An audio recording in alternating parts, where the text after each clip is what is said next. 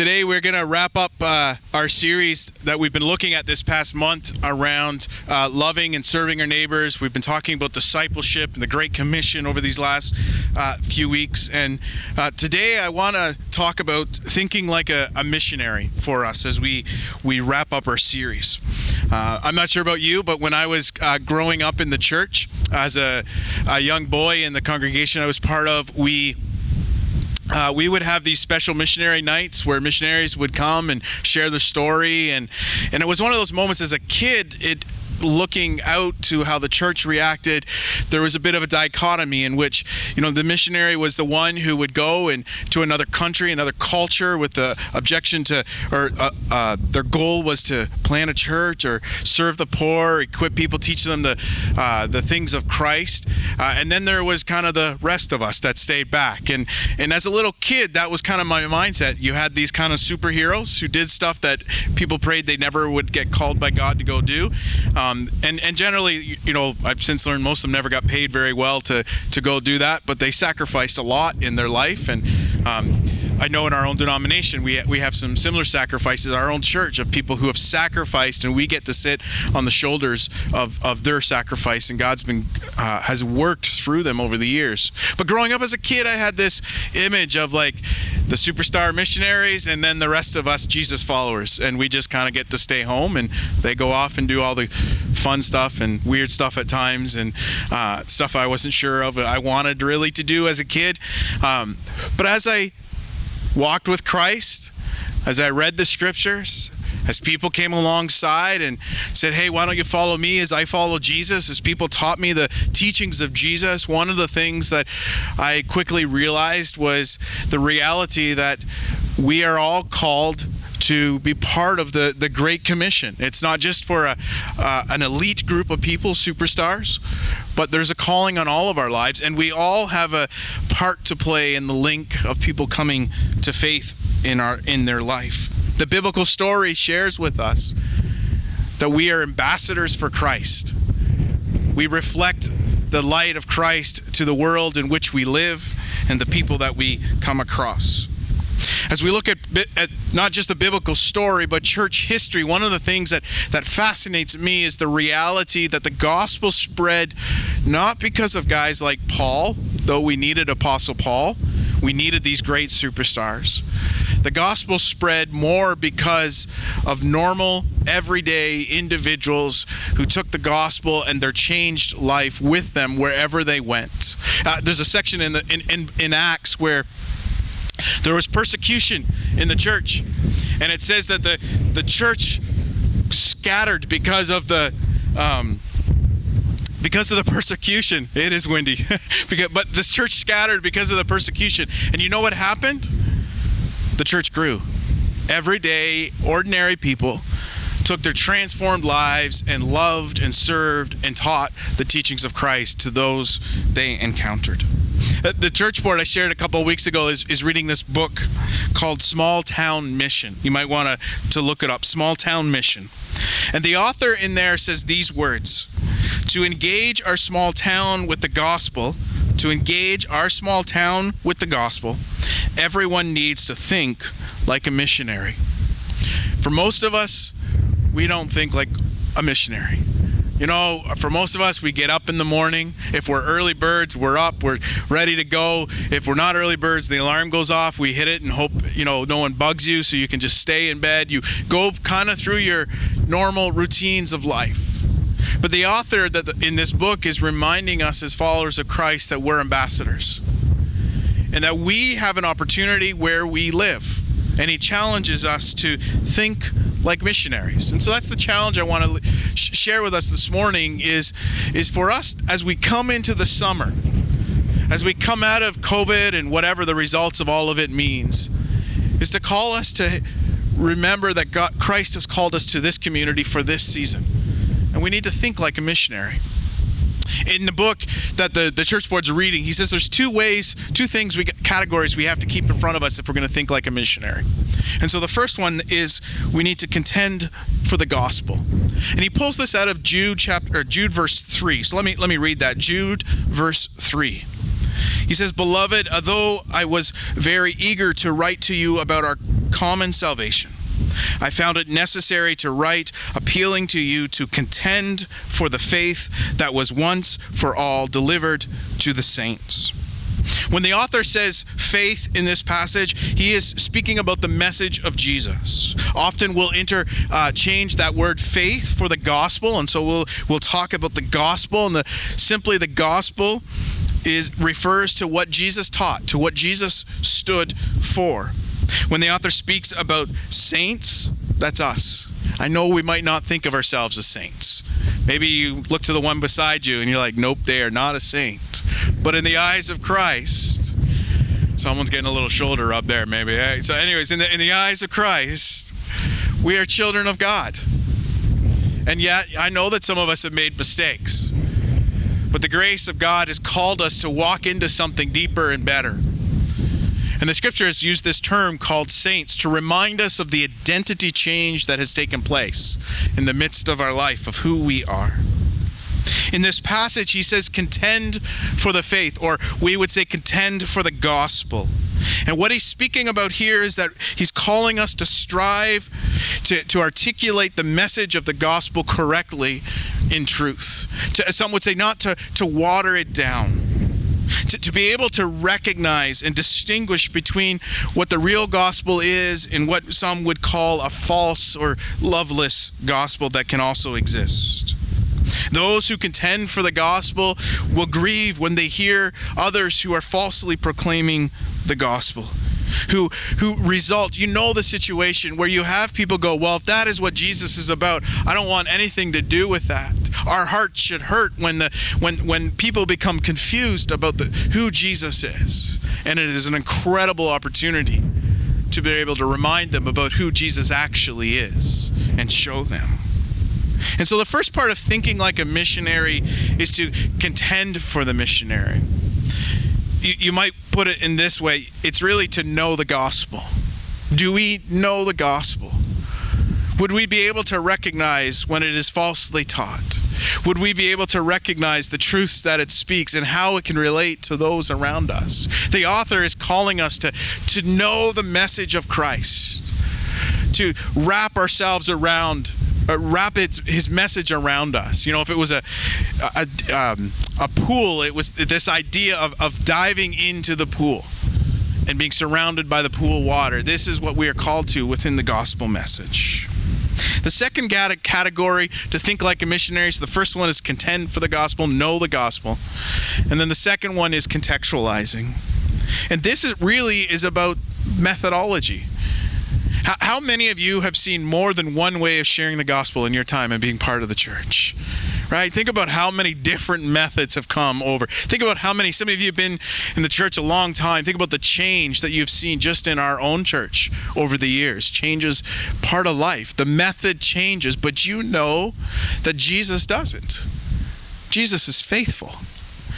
He is our anchor. And the methods might change. We may have to be outside and not allowed in our buildings as much as this year has shown. But the message has never changed. The message has gone out. The methods, they adapt. The Apostle Paul shares with us in 1 Corinthians these words of how he adapted. He changed his methods, but never the message. 1 Corinthians chapter 9, verse 19 to 22. He writes this: even though I am a free man with no master, I have become a slave to all people to bring many to Christ. When I was with the Jews, I lived like a Jew to bring the Jews to Christ. When I was with those who follow the Jewish law, I too lived under that law, even though I am not subject to the law. I did this so I could bring to Christ those who are under the law.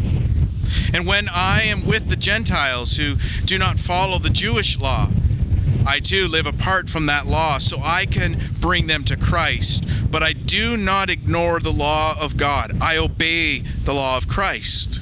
When I am with those who are weak, I share their weakness, for I want to bring the weak to Christ. Yes, I try to find common ground with everyone, doing everything I can to save some.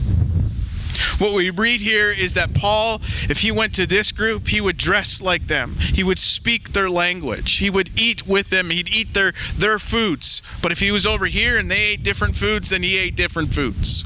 It was about serving, loving, and serving his neighbors. Notice it was never at the expense, though, of disobeying Christ. The method changed based on the culture and the people. He looked at the stories of the people and he said, okay, this aspect of Christ is going to connect with who they are. This is what they need to hear from the gospel. Just as if we today went to a different culture, even a different culture in our own country, the method may be different than what we are doing today. Each generation, I believe, needs to understand and articulate the gospel that makes sense for their generation. Some of you have had the blessing of being able to see several generations come along, and I'm sure you can articulate the differences in some of those generations. Each generation needs to wrestle with the context in which they find themselves. Paul was a tent maker. That means that he literally made tents. As he traveled around, sometimes the church would pay him so he didn't have to work. Sometimes the church didn't pay him. He didn't have any money, so he made tents. He sold tents. He was a businessman, also a preacher and a scholar. And Paul's a guy, as you read the text, I imagine there he is in the marketplace. And I'll guarantee, not only did he sell his tents, but he was building relationships, asking God to open up doors that he would be able to speak the gospel into their life, into the businessmen and women that he encountered in the marketplace, and also to his customers that he would engage with in a day-to-day. When he was in prison, we know that he witnessed to the guards because they were there. He witnessed to the prisoners because they were there. That's where he was. He knows what it means to have a lot and what it means to have little.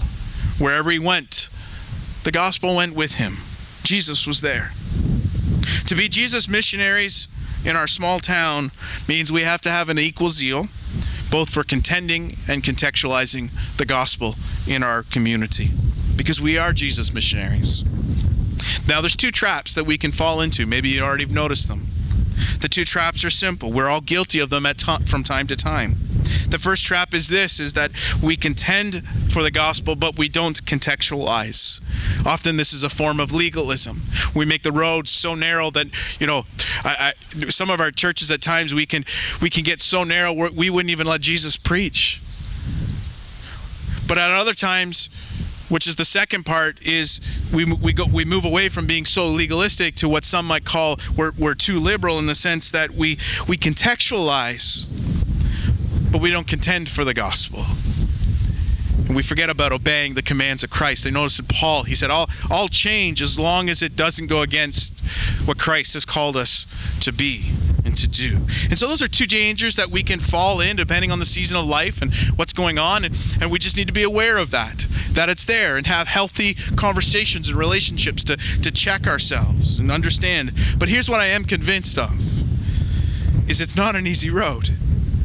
And it's going to take humility and grace for ourselves and towards others as we wrestle through sharing the gospel message. For most of us who are listening, the reality is we've lived in a community for a long time, and I get we don't always think of ourselves as missionaries. But Christ has called us to be ambassadors. And so can I challenge us this summer to just go, hey, you're a missionary. How can you love and serve and share the gospel this week, this month? Some of us are going to be called or are running small businesses or medium businesses or large businesses. Then that's our sphere of influence. Some of us are going to be called to the workplace and different companies, and that's where we get to be a representative of Christ, to be an influence for those around us. Some of us are going to have the blessing of being stay-at-home parents. At times maybe a little frustrating, but there's an opportunity that other people will never get. And so how do you serve Jesus in that moment? Some find themselves in the midst of a season where they have lots of opportunity to volunteer and have more relationships than others. How do you follow Jesus in the midst of that season and honor Christ and serve and invest in others? The author Aaron Morrow writes this: "It seems reasonable to conclude that building relationships with non-Christians and living out our faith in an authentic way is foundational to having a well thought out and contextualized strategy for mission. Wherever we go as a church, even if we are never allowed to meet in large meetings again, I know we will, but even if we're not, Jesus is faithful. Jesus is still our anchor, and we are still called to share the gospel. The methods are going to change over the years. They have over my small life. But the message never changes. And the message is that God loved the world. The message is that he invites us to be part of the transformation of lives around us. And the core of that starts with loving and serving our neighbors, knowing the gospel, and communicating that to others around us. There are still great things ahead for us as people and for our church. And so let us wrestle and remind ourselves today that we have a Redeemer that lives. And we are missionaries. Let me close in prayer, and the worship team will come back up and get blown around as we that wind just keeps coming. Man. All right, let me pray. Father, as we sing this song of a reminder, a prayer of who you are, that you are with us, that you are leading us, I pray, Father, that we would not forget our identity in Christ and who you are. Help us as we sing this song to let it be an act of prayer. And Lord, would you speak into the midst of our life today, even if it has nothing related to what I have shared. Speak into the lives of those who are listening for your glory and their fruitfulness. Amen.